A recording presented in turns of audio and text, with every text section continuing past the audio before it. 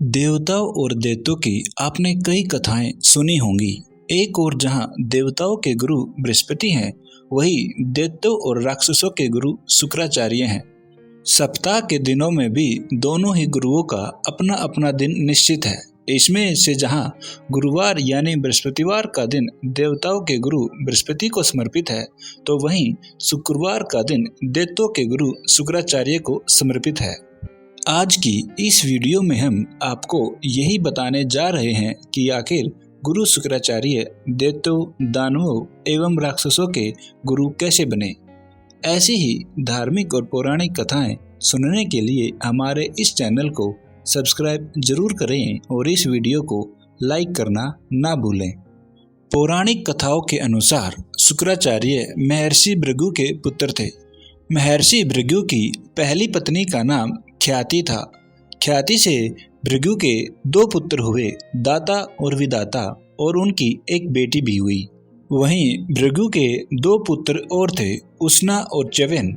माना जाता है कि उष्णा ही आगे चलकर शुक्राचार्य कहलाए। पहली कथा के अनुसार शुक्राचार्य का जन्म शुक्रवार को हुआ था, इसलिए महर्षि भृगु ने अपने इस पुत्र का नाम शुक्र रखा। जब शुक्र थोड़े से बड़े हुए तो उनके पिता ने उन्हें ब्रह्म ऋषि अंगिरस के पास शिक्षा लेने के लिए भेज दिया।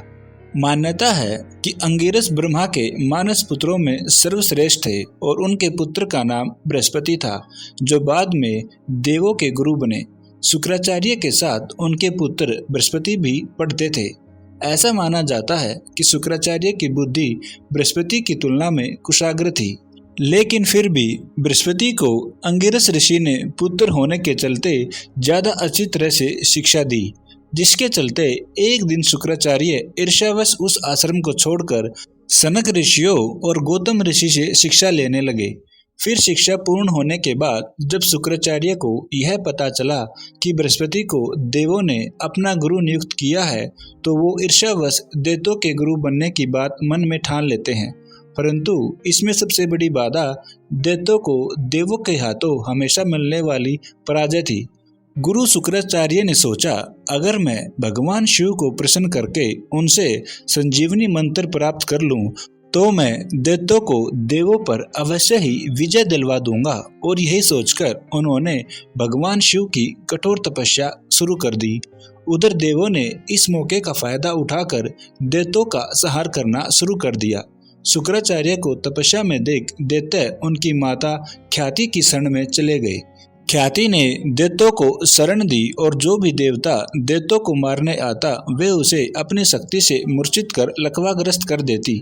ऐसे में दैत्य बलशाली हो गए और धरती पर पाप बढ़ने लगा। ऐसे में धरती पर धर्म की स्थापना के लिए भगवान विष्णु ने शुक्राचार्य की मां और भृगु ऋषि की पत्नी ख्याति का सुदर्शन चक्र से सर काटकर दैत्यों के सहार में देवों की ओर समूचे जगत की मदद की। वहीं जब इस बात का पता गुरु शुक्राचार्य को लगा, तो उन्हें भगवान विष्णु पर बड़ा क्रोध आया और उन्होंने मन ही मन उनसे बदला लेने की ठान ली और एक बार फिर से भगवान शिव की तपस्या में लीन हो गए। कई सालों की घोर तपस्या के बाद आखिरकार भगवान शिव उन पर प्रसन्न हुए और उन्हें संजीवनी मंत्र वरदान में दिया। भगवान शिव से संजीवनी मंत्र पाकर गुरु शुक्राचार्य ने दैत्यों के राज्य को फिर से स्थापित कर अपनी मां का बदला लिया।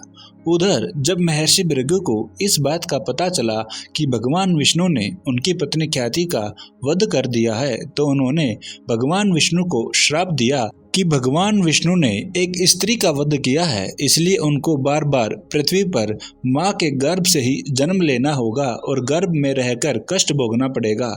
जैसा कि हम जानते हैं, इससे पहले भगवान प्रकट होकर ही अवतार लेते थे, जैसे कि वराह अवतार, मत्स्य अवतार, कुर्मा और नरसिंह अवतार। लेकिन उसके बाद उन्होंने परशुराम, राम, कृष्ण के रूप में मां की कोख से ही जन्म लिया। वहीं बाद में शुक्राचार्य से बृहस्पति के पुत्र ने संजीवनी विद्या सीखकर उनका पतन किया।